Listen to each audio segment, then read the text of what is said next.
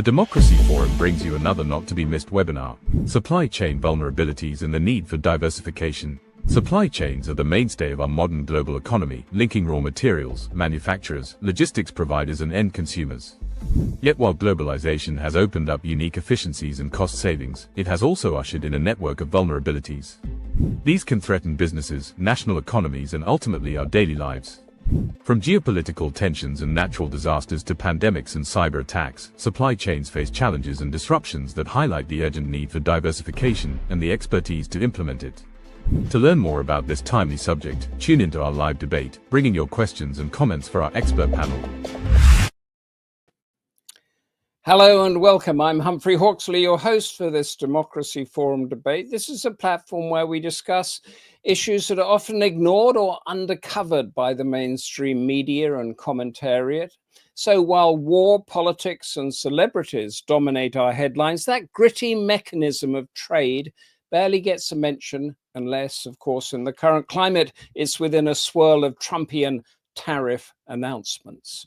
Supply chain vulnerabilities and the need for diversification.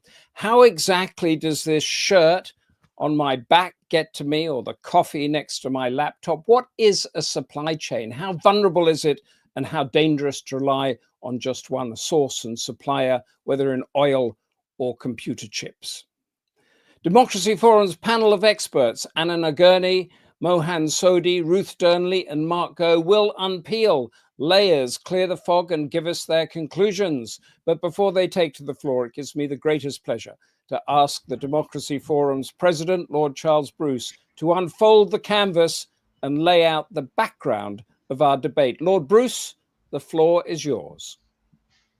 Good afternoon and welcome to this webinar, which has been called to examine the challenges facing international trade and the consequent disruption of global supply chains. I'm grateful to the team at TDF for highlighting the importance of this issue and for arranging a panel event to assess the likely impact on the global economy. I'm delighted that all our panelists have accepted our invitation to participate, and I look forward to hearing their comments and the discussion to follow. As always, we are deeply indebted to Humphrey Hawksley for agreeing to act as moderator. As a reflection of the dominance of America as the world's largest merchandise importing economy, and as a direct result of the sweeping changes to United States trade policies announced by Donald Trump on resuming the presidency in January, it's likely the consequential impact on global trade will cause supply chain disruption. Publishing a report in May, the Center for Economic Policy Research warned that Washington's imposition of reciprocal tariffs at unprecedented rates on $3.3 trillion of trade, a quota set to trigger sharp contractions and major disruption to global supply chains, and could also distort production patterns and drive a sharp reconfiguration of global value chains, resulting in a less efficient and more opaque trade system. Although President Trump has not yet concluded all of his tariff negotiations with America's key trading partners, he has locked in high levies on almost 45% of total United States imports. Indeed, more than 60% of imports are now affected by separate tariff deals negotiated with 7 trading partners, including the European Union, China, Japan, the Philippines, Indonesia, United Kingdom, and Vietnam. The average tariff rate has increased from 2.5% to 17.3%, resulting in a 4-fold increase in federal revenue collected from import duties. And according to the Yale University Budget Lab, this is the highest rate of United States tariffs since 1935, and an increase of almost 15% since the presidential inauguration. Trump has engineered a new era of United States trade protectionism that will eventually reverberate through the entire global trading system. concludes Eswar Prasad, Professor of Trade Policy at Cornell University. Evidence of how the trade policies are influencing US companies to reorganize their global supply chains to mitigate the negative effects of reciprocal tariffs was published in a research paper by Bain & Company, a leading United States-based management consultancy, earlier this year, revealing that 80% of chief operating officers were planning to onshore or nearshore manufacturing processes in the next 3 years, up from 63% in 2022. Overall, the research concludes that 2/3 of importers are investing in supply chains closer to home. However, it's worth bearing in mind the hidden costs of trade dislocation on this scale. Research published by the Fletcher School at Tufts University revealed that in the first Trump administration, as a consequence of tariffs imposed in 2018 to protect the United States steel industry, although 1,000 jobs were created by reshoring steel production, over 75,000 jobs were lost in other sectors owing to rising costs.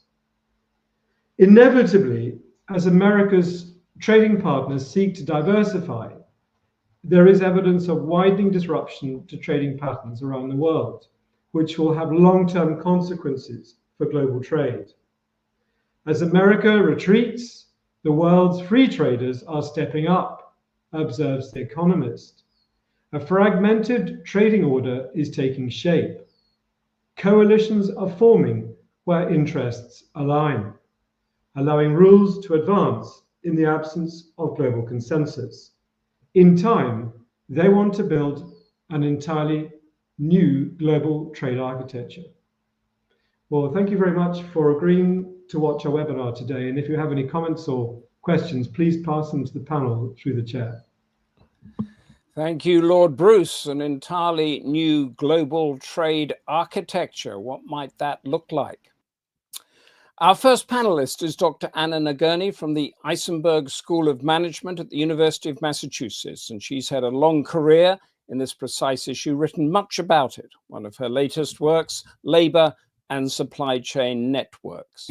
Network, yes. We're not talking about a single chain, but a network, aren't we, of suppliers, manufacturers, transport, freight, warehousing, right up to the supermarket shelves or an Amazon delivery van.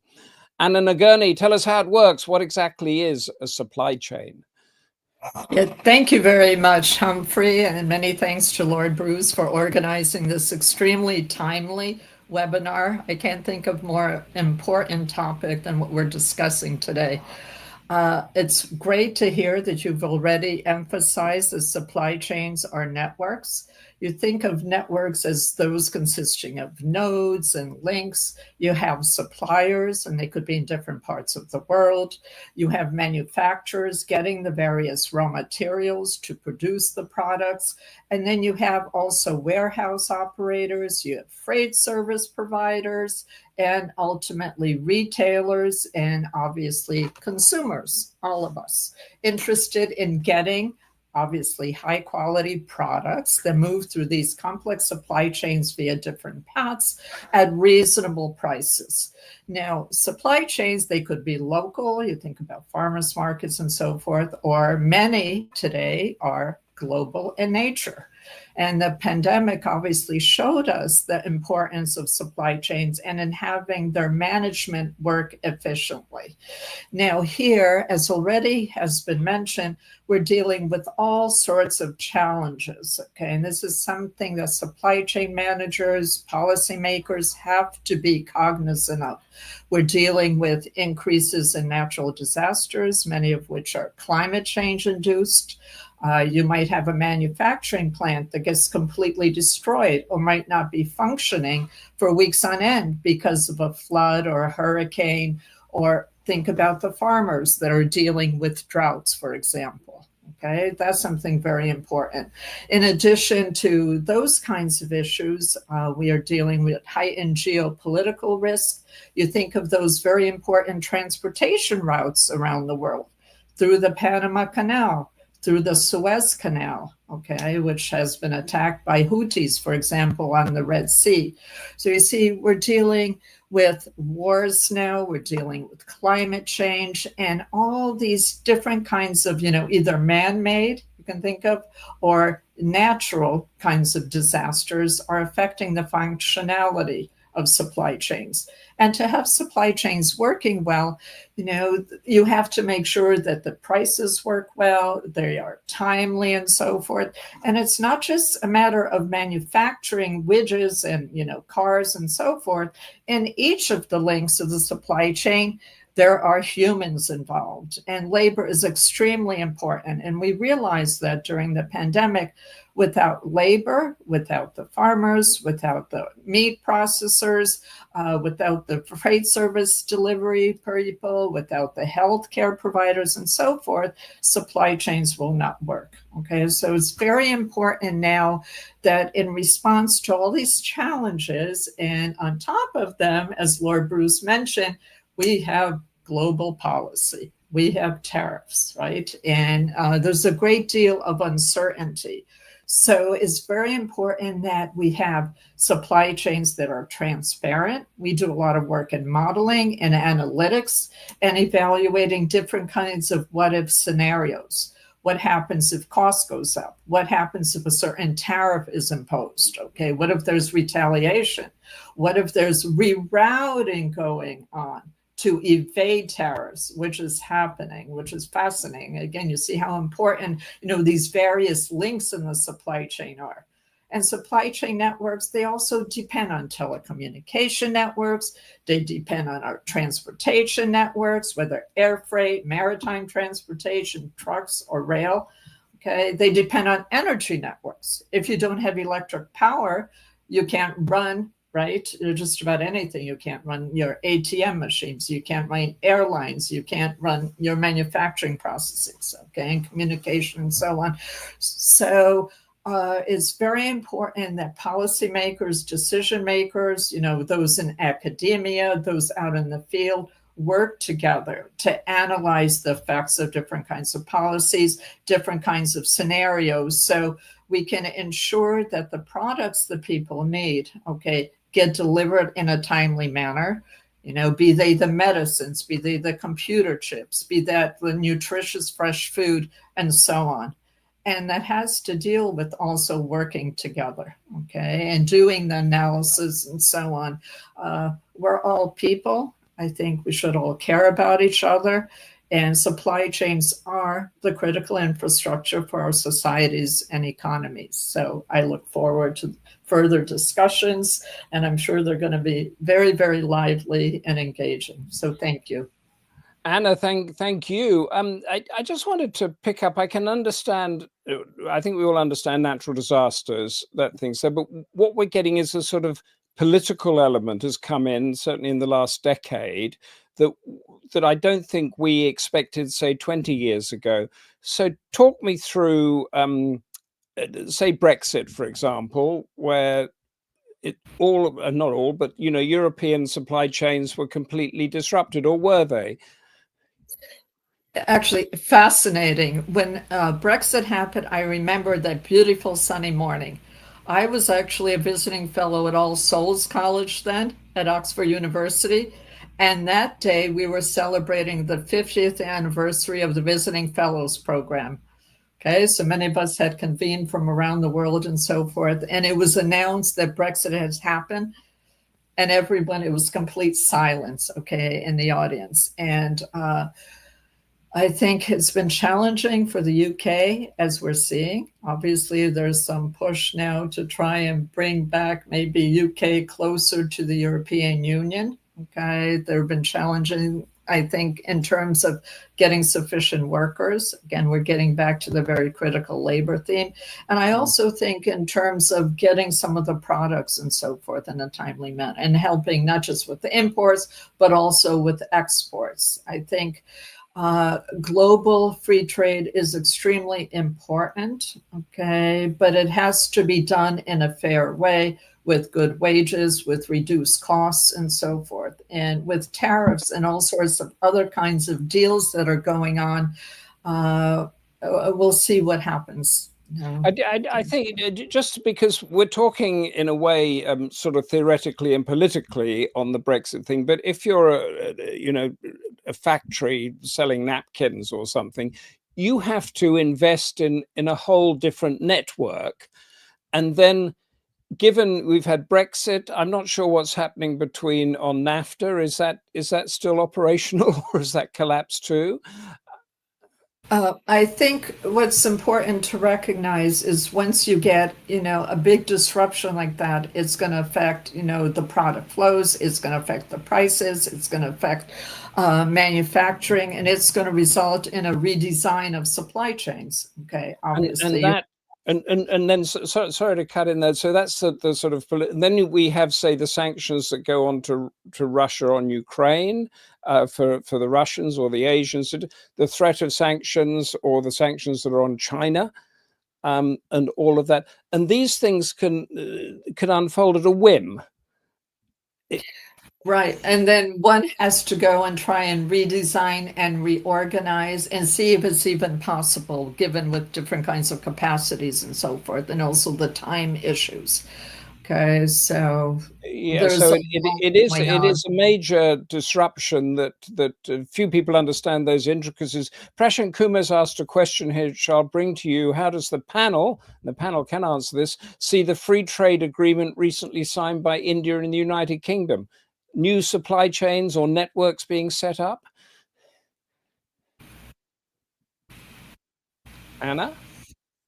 I am actually not and many Indian colleagues and so forth. I didn't realize there was a free trade agreement. I think it'll benefit India definitely, and will definitely benefit United Kingdom, which I think that is excellent news, for both countries. And also the people, citizens, and so on.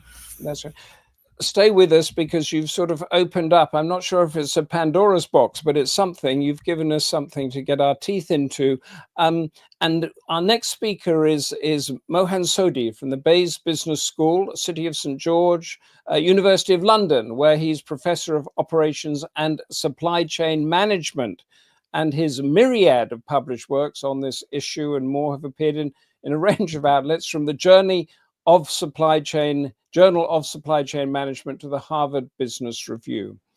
Supply chain vulnerabilities and the need for diversification. That's what we're talking about.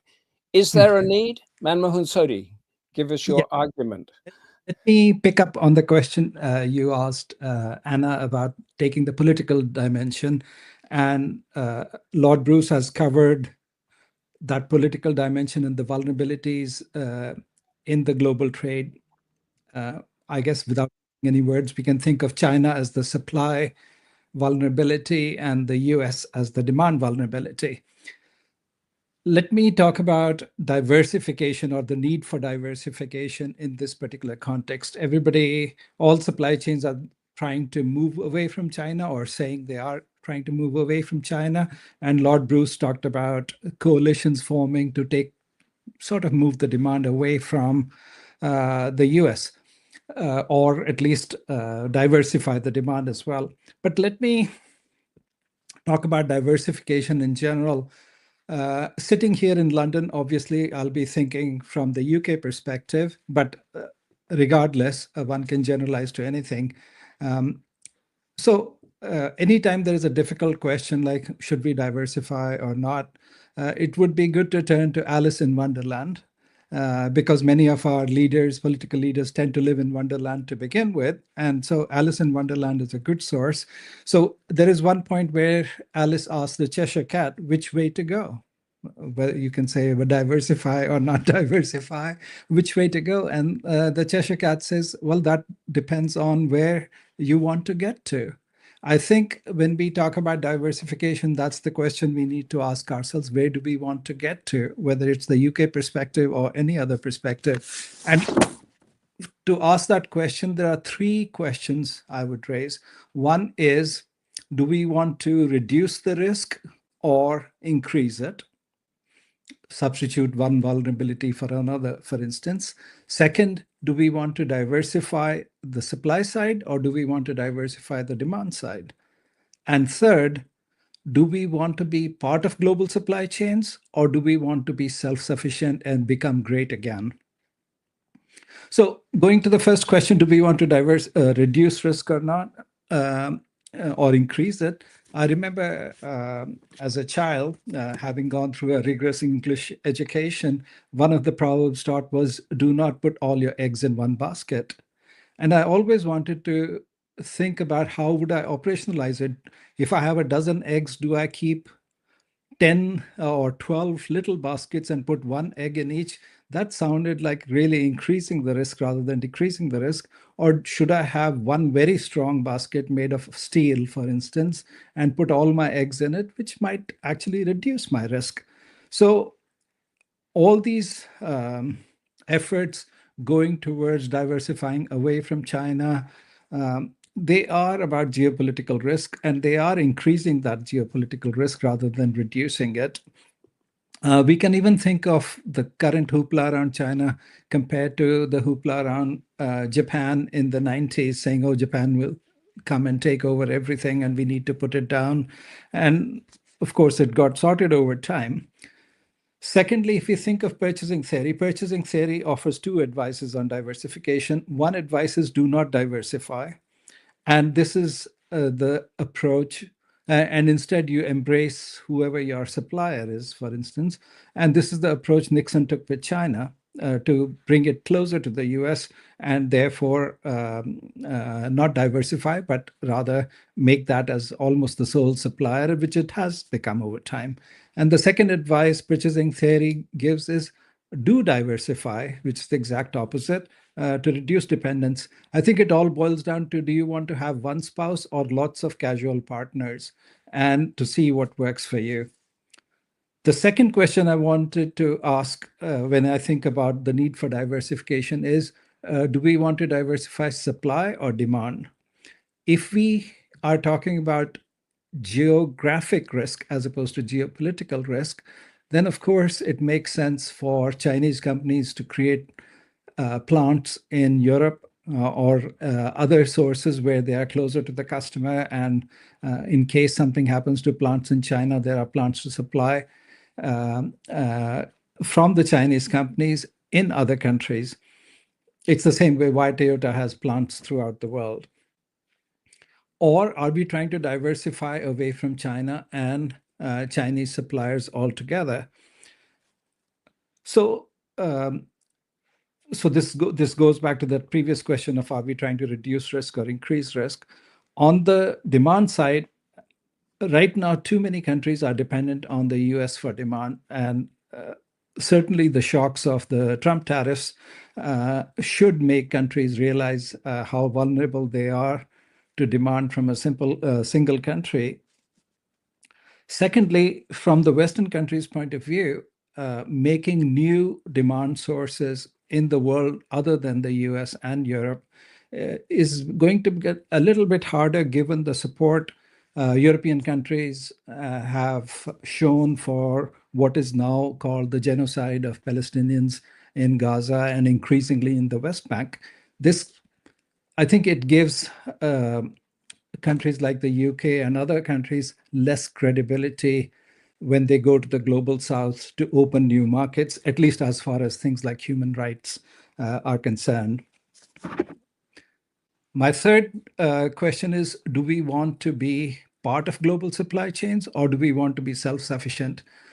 At the beginning of the 20th century, Taylor had already shown that specialization, he showed it for a pin factory, that specialization means you can increase the volume of production and productivity tenfold, even hundredfold. So we could go back to a world where we all live in little global villages, and there is a village blacksmith and there's a village baker, and that's all. There's no global supply chains. The village is completely self-sufficient, and what you don't have, you don't need. Or do we want a world where everything flows, goods flow throughout the world, and everybody is better off, which is what we've seen in the past few decades? Of course, there is questions of inequity and inequitable distribution of wealth and money and so on.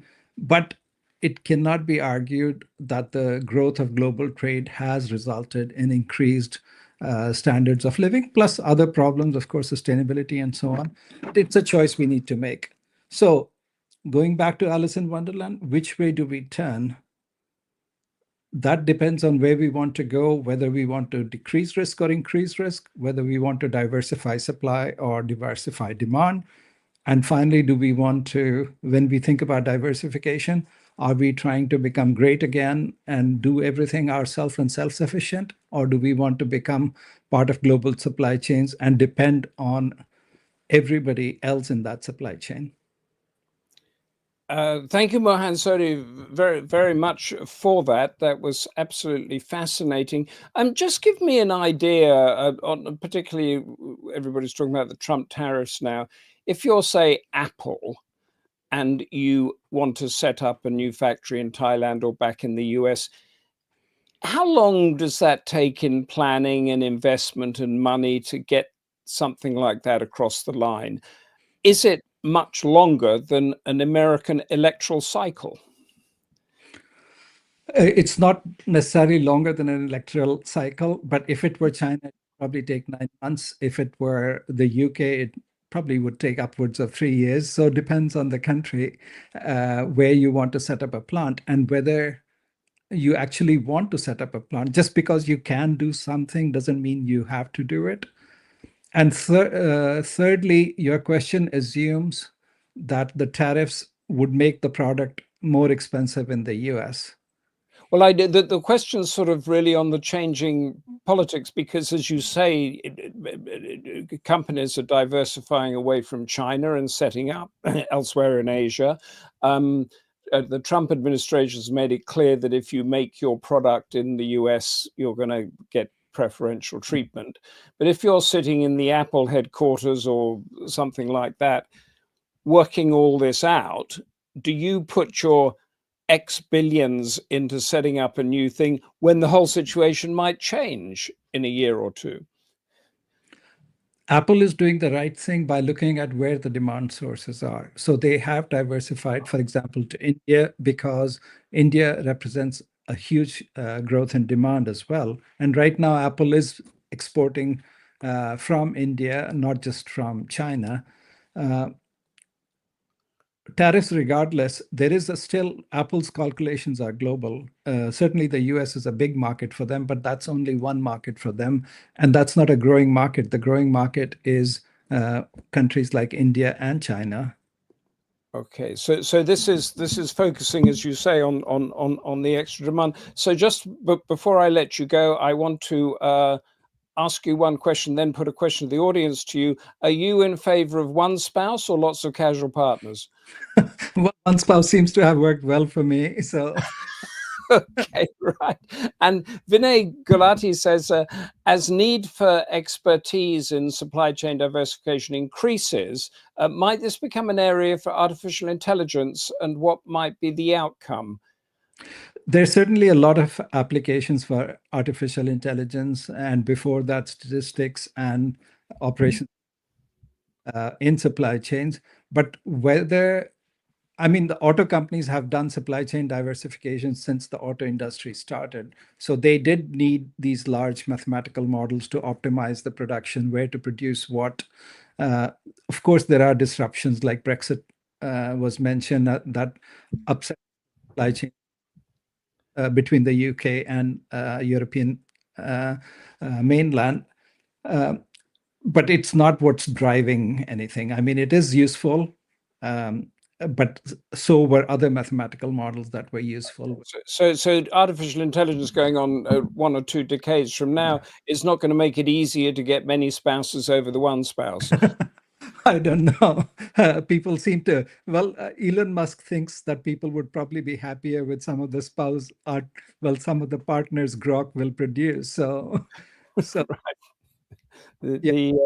Yes, and it's very interesting this, and I want to return to this topic because the India-Russia arms deal that dates back to the 1970s is in a way that the one spouse formula, whatever the US wants to do with India as a strategic ally is not going to shake that. So this is the sort of locked loyalty element that I think you're referring to. But now we're going to turn to an issue that we've touched on, which is about the people, and we've had some questions about. Ruth Dearnley is the founder and president of Stop the Traffik, a human rights organization that tries to watch the back of those working in global supply chains. Stop the Traffik has been recognized by the United Nations and it's its special advisor in global initiative in fighting human trafficking.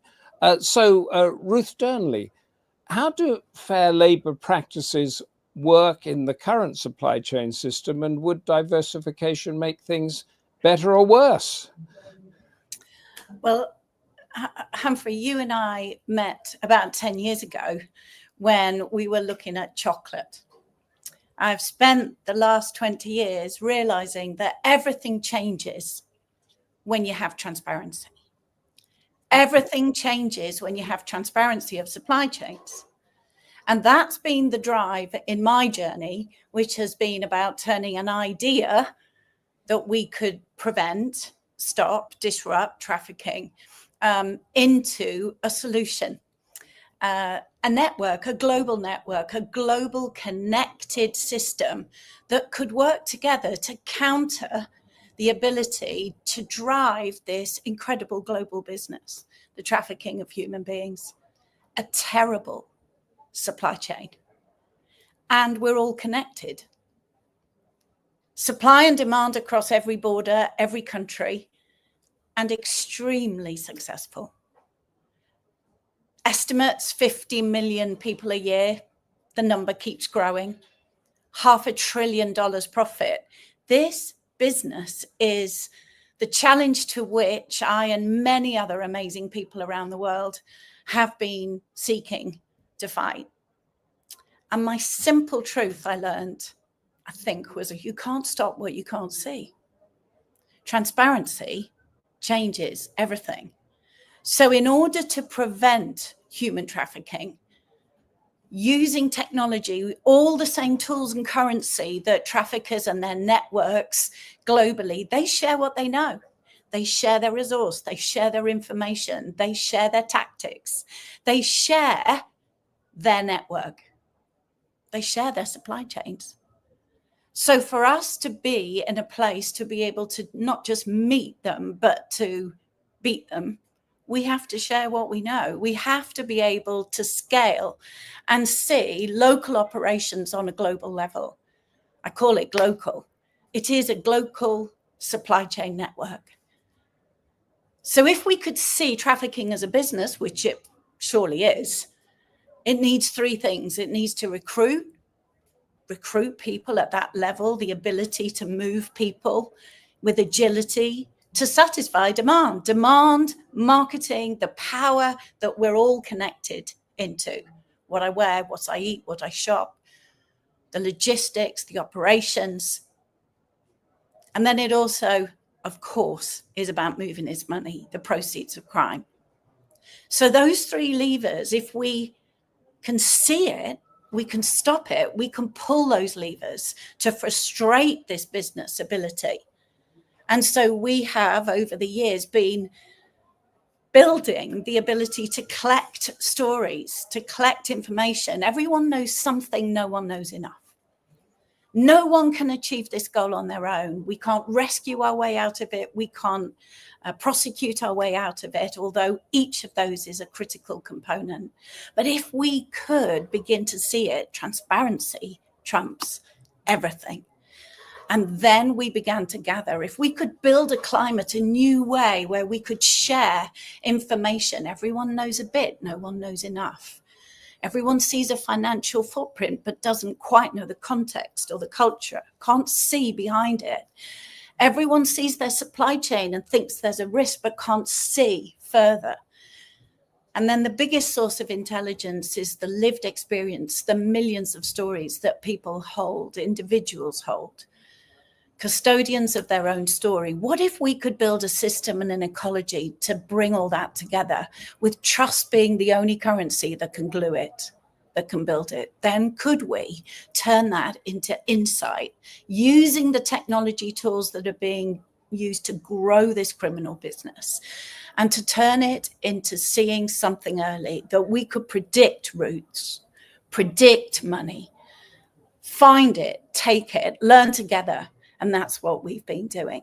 If companies can see the risk early, if consumers can see what they're buying, if financial institutions can identify proceeds of crime, if community engagement and empowerment allows people who are on the move to move safely, to work safe, to live safe.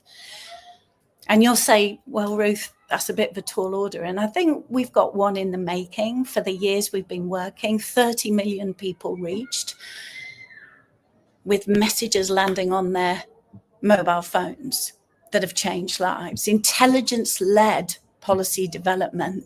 You can see aspects. The withhold release orders in the US have been game-changing. Sharing the best of what we do.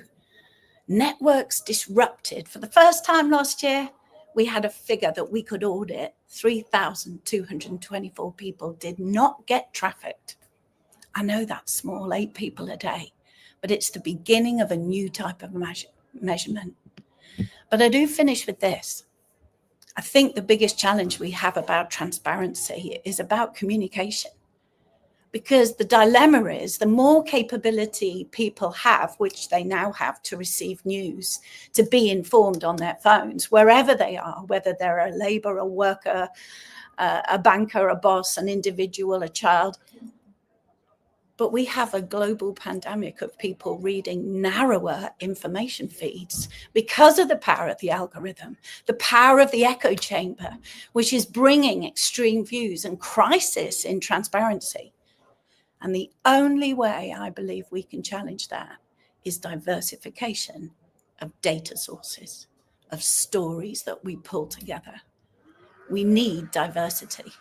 And that is what we've built and are building with many other friends around the world, with banks, with businesses, with law enforcement, but most importantly, with those communities on the ground where stories are held. Expanding the input feeds, elevating the stories of those whose experience this is lived. Because then we can shine a spotlight to show us the future and a searchlight so that nothing remains hidden. We produce intelligence, and last week I can share with you that we had an Intel report, an Intel piece of data and document we shared about Colombia, that it's emerged as a global hub for the webcam modeling industry. 400,000 models, 12,000 webcam studios operating. Now, this isn't to pull one country out because we're connected to it. The feed comes to us. The feed goes around the world. But we have sight of this. We have bank accounts. We have intel. But the limitation is the communications. Real time, real intel, combined action, disruption, transparency, diversification, and freedom.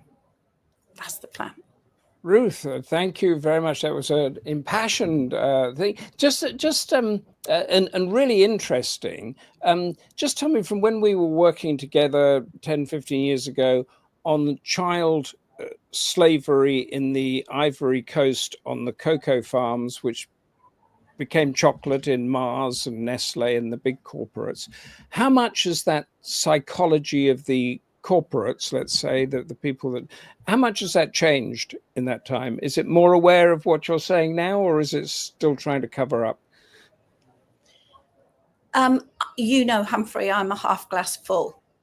And I truly think in many ways, certain things have brought transparency. Look, the Modern Slavery Act, Section 54, you know, the building of the California. Now that's expanded into European legislation, Australia, Canada. There are transparency pieces of legislation and policy that there weren't before when you and I were doing that. And I think that is but a good thing.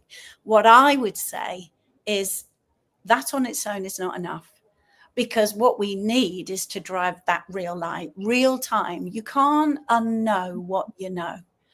And the power of communication that can land on everybody's mobile, the power of real-time agency, isn't just for the commercial and the business and the banks and individuals. It needs all of the ecosystem. I believe the future has to look different than the past, and silos never worked. And can I just put you two questions that have come in from the audience? Philip Bowman, are human rights due diligence practices in business robust enough, especially where numerous suppliers are involved? And how can we create accountability across supply chains? And Frank Zhu says, in what ways can business leverage technology to improve supply chain visibility and transparency? Can you give us a very quick one-line answer on those two? Is the human rights due diligence practice enough? No, it isn't. Right. It has to be top priority. Yeah. That isn't a slam on anyone, but it's not. It is not the top priority. And actually, you cannot separate climate and planet and people. For me, this is an integrated system, and therefore we need to make sure we ask the questions. And secondly, your question was technology. Yes. Technology, I've learned this from all the intelligent, amazing agents and people on law enforcement that I've met before over the years. Criminals know how to use technology far faster than we do. We have to get on the front foot. So we've been using AI into the data traffic analysis hub. And so technology is utterly the key, because it can accelerate and allow us to go faster. But it's not enough on its own. It needs those stories. Right. Okay, Ruth Dearnley, thank you so much for that. And our final speaker comes to us from the National University of Singapore and is also the Director of Industry Research at the Logistics Institute of the Asia Pacific. Mark Goh is the university's business school professor of supply chain management, whose expertise is much sought by many institutions, ranging from Singapore's Chartered Institute of Transport to the Global Advisory Council on Logistics and Supply Chain with the World Economic Forum. Mark Goh, Singapore is a central supply chain hub serving the rapidly growing Asia Pacific and knows firsthand how these theories that we've been discussing translate or not into practice on the ground. Vulnerability and the need for diversification. Give us your view. Okay, Humphrey, thanks for the invitation to come on this platform to share with you about what I think and what I see around the world, at least in my part of the neighborhood, what's happening on all these things about risk, resilience, disruptions, and diversification. I tend to want to make a statement first. And my first statement will be very simple, and that is that we all today live in a very dynamic geopolitical environment, which, for better or for worse, tends to be a bit unsettling. Unsettling in the sense that it will actually create a lot of disturbances in the supply chain. And one aspect of it in the supply chain is all this thing to do with the uncertainty element and the supply chain predictability. Right? And this whole new geopolitical environment that we live in actually presents a big political risk, if you like, to the free market concept. And that's what we have seen in the last few months of this year. Right, so that's first thing. Second thing, of course, is that risk and disruption, they go hand in hand, right? Because whenever there's a risk, we tend to see a disruption in the supply chain, right? Either from a personal perspective, the individual, or from the company's perspective. At the same time, our response, if you like to talk about the next R you want to think about, our response, both as an individual or as a company or as an industry, right, becomes very critical. And like what Mohan mentioned earlier on, which I thought was very nice, in the sense that now our response will determine, and it's determined by the amount of risk that we are able to absorb, either individually or as a company. And in many ways, this response has to do with two things. One, seeing the need and the practice to diversify. Of course, we'll come to that and give some examples of diversification.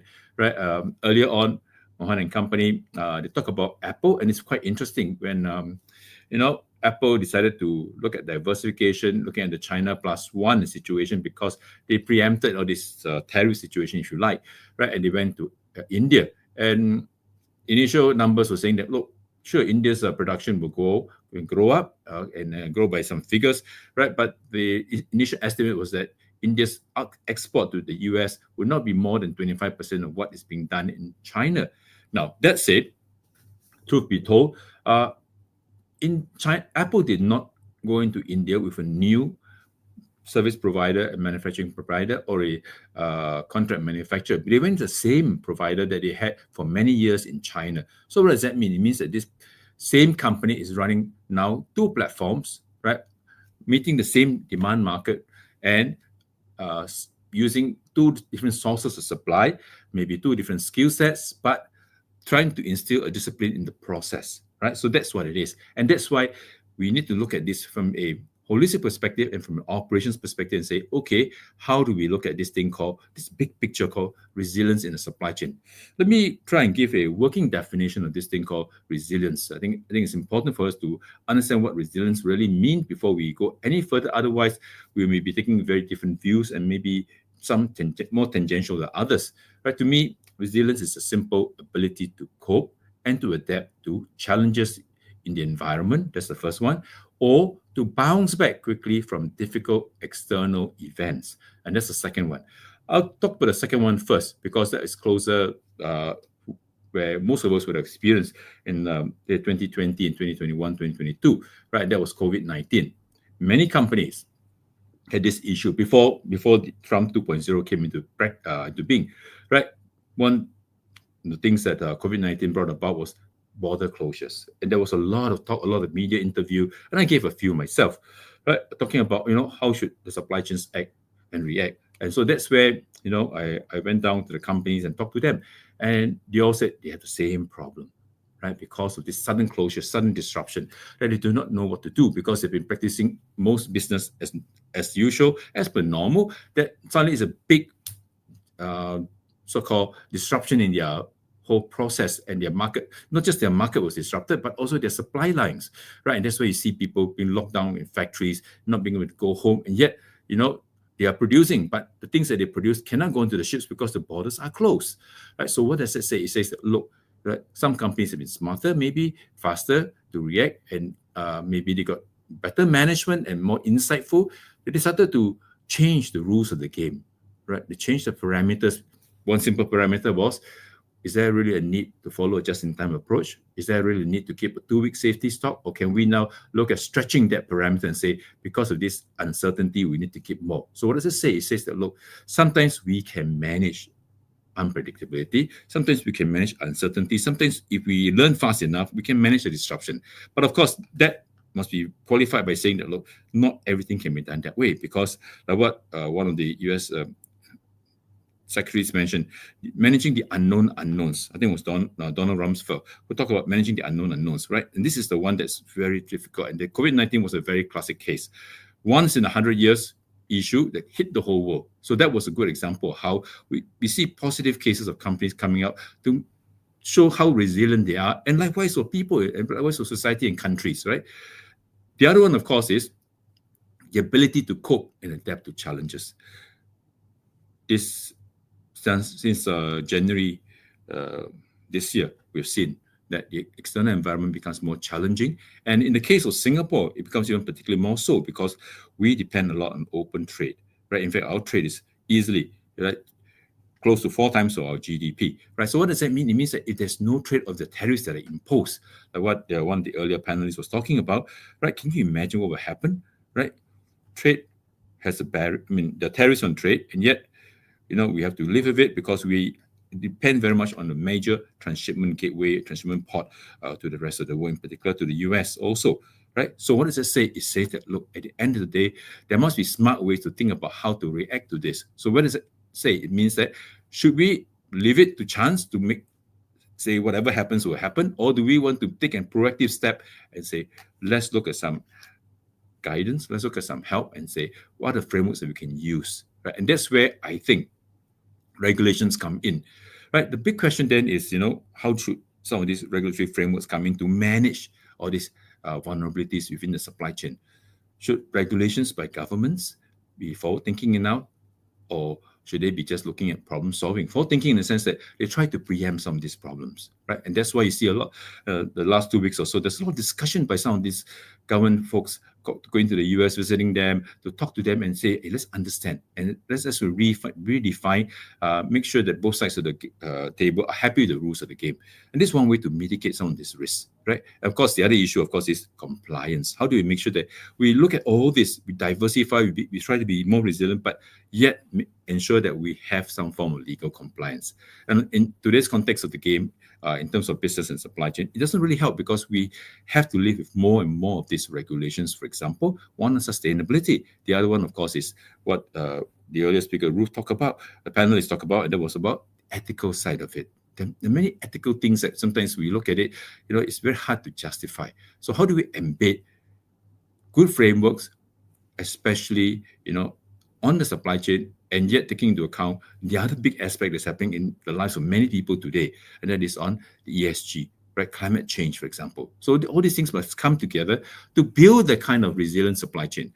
There's a lot of talk earlier, I heard from the earlier panelists, and talking about China, India, and all that. Yes, China is a good manufacturing hub for the world. And when Trump 1.0 was around, right, there was a lot of thinking about, whether we should look at China plus one.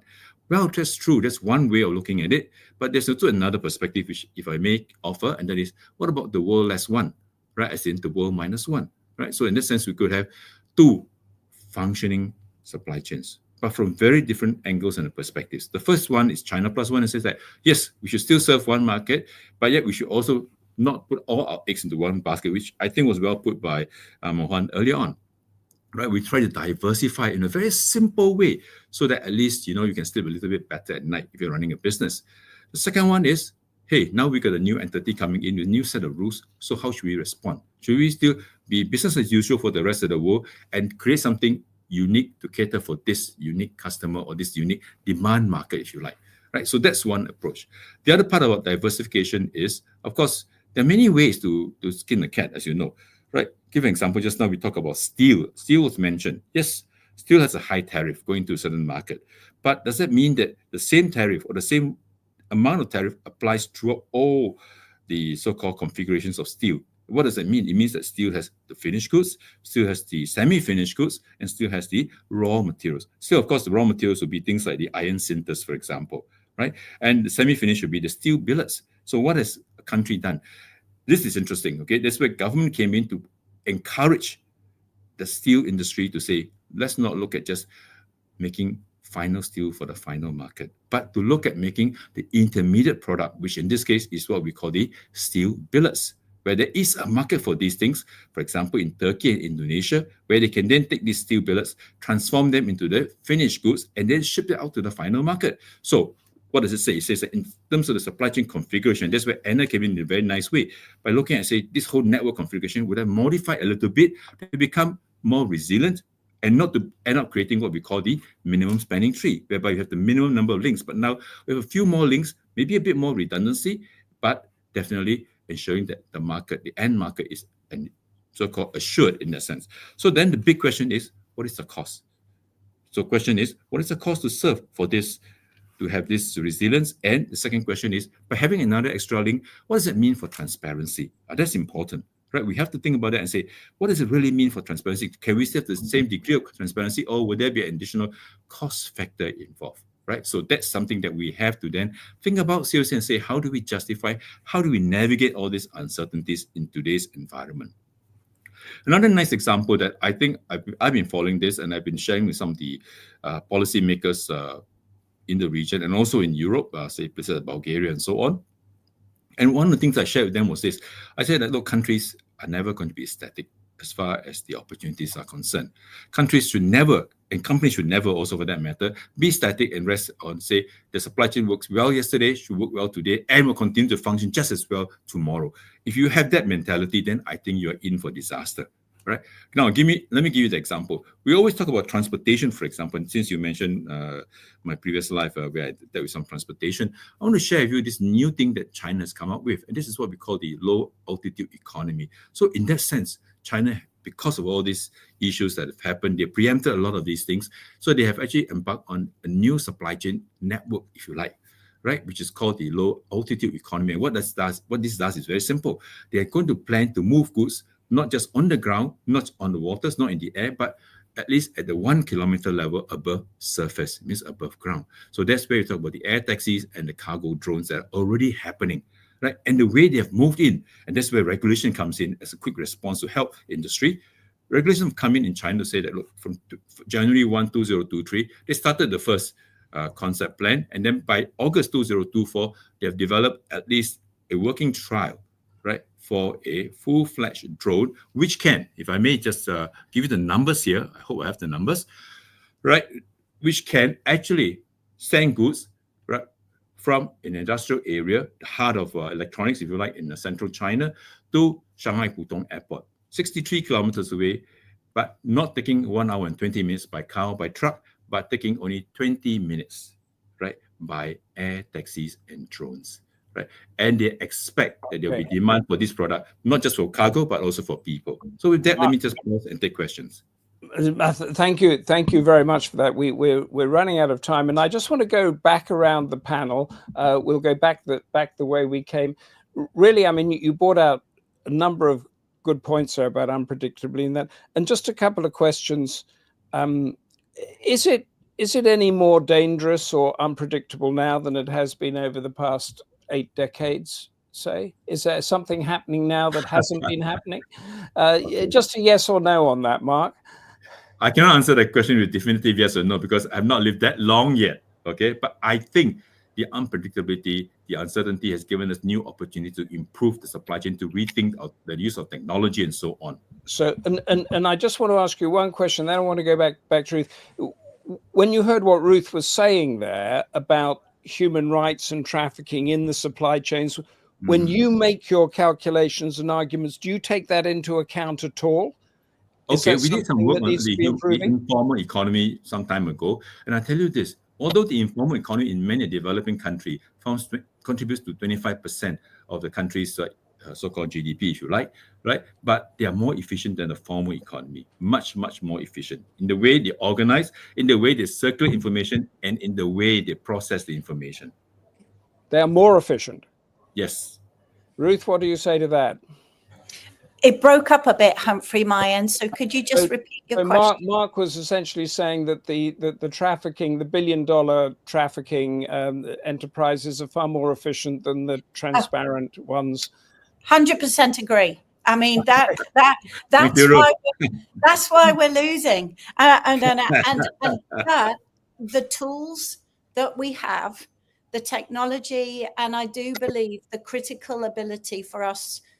I'm going to be boring here, everyone, but we have to trust and build trust currency across diverse actors and players to build an ecosystem where we share what we know. All right. And I think we can get better. If I can start, because I want to go back to Anna. Firstly, do you agree with anything that Mark or Ruth has said? Oh, I think most definitely. I mean, I wrote a book on labor and supply chain networks and even talked about chicanery and trickery and emphasized how important it is to pay everyone the fair wages. And that ensures, for example, enhanced productivity. Definitely agree. I'm also very big on diversification because we've had so many challenges in the US. For example, for months, we didn't have enough infant formula because one of the major manufacturers, Abbott Industries, for example, had a failure in one of its major manufacturing plants. So can you imagine not being able to feed babies? That was horrific. We've had shortages in IV fluids, all sorts of things. So you're a many spouse and not a one spouse person, are you? To quote Mark? Definitely. I think even within a region, you need diversification. One of the suppliers goes, babies can't get fed. Okay. You can't get IVs. You don't get the right medicines, to cure cancer, to cure leukemia.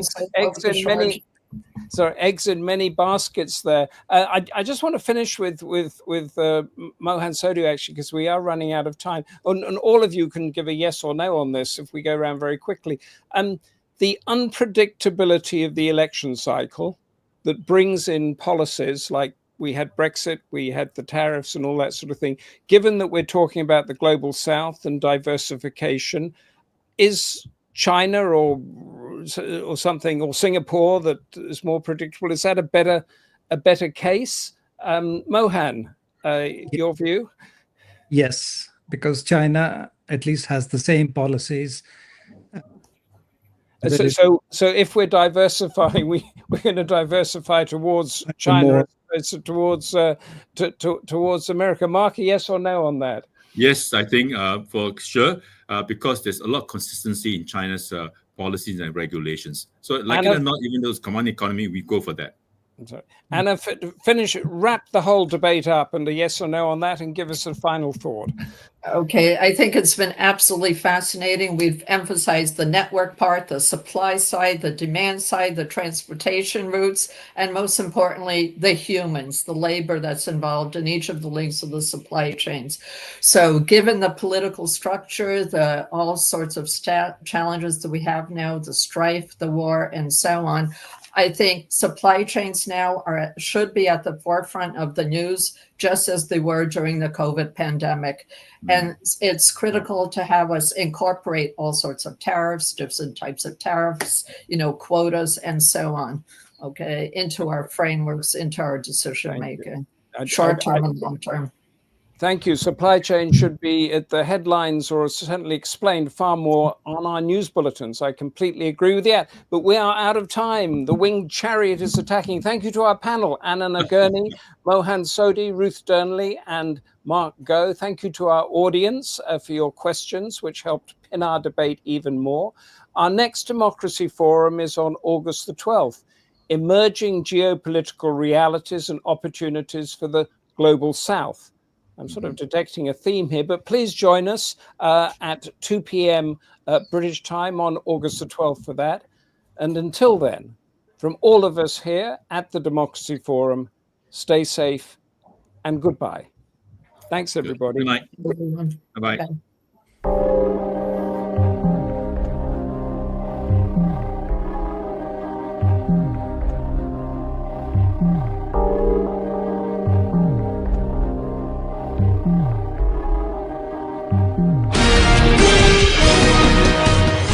The Democracy Forum is a not-for-profit organization founded in 2009 under the patronage of Baroness Nicholson of Winterbourne. Its principal goal was to work for the furtherance of democracy, peace and the rule of law in order to counter religious fundamentalism and intolerance in our global communities. In an increasingly fractured world, this goal continues to be the driving force behind all of the Forum's activities. Lord Charles Bruce is the current president of the Forum. Since its inception, the Forum has hosted and co-hosted seminars on a wide variety of topics relating to democracy and human rights across the world. The Democracy Forum encourages academics, students, journalists, and other socially and politically conscious people to attend our seminars and to participate in the question and answer session. Details are available on our website, thedemocracyforumlimited.com.